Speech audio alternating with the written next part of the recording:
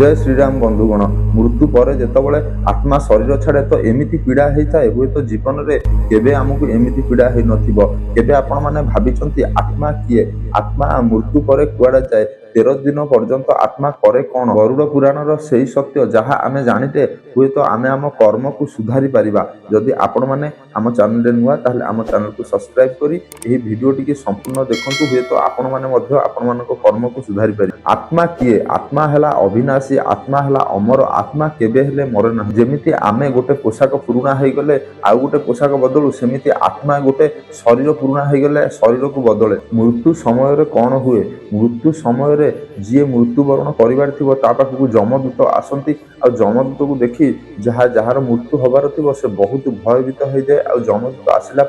शरीर प्राण बाहर कर प्रक्रिया आरंभ करा जाए आ से प्रक्रिया सबुठु कष्टदायक प्रक्रिया थाए कहीं गोटे आत्मा केबे हेले तार ए मोहमाया संसार रूपी शरीर को केबे हेले से छाड़िबा चाहे ना आ आत्मा बहुत संघर्ष करे किंतु फिर भी जमदूत माने आत्मा को टाणी नहीं जाती शरीर देहरु कहीं कर्म जीवाई बाध्य कर दिए। 13 दिन पर्यंत आत्मा करे कौन जितेबाला जमदूत मैंने शरीर आत्मा को अलग कर दिखती गोटे गोटे फासरे एमती जम फासरे बांधिकी रखी था सी आ शरीर को पुणी थे प्रवेश कर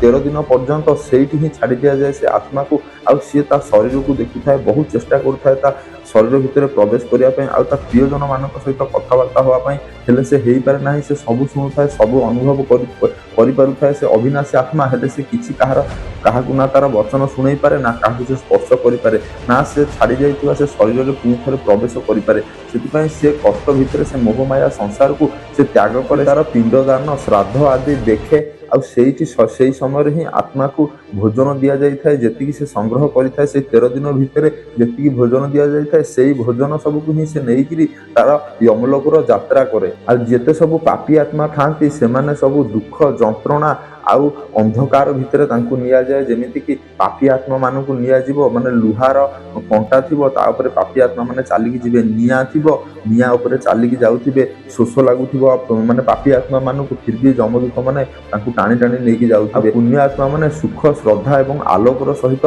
आनंद रे जाती स्वर्ग को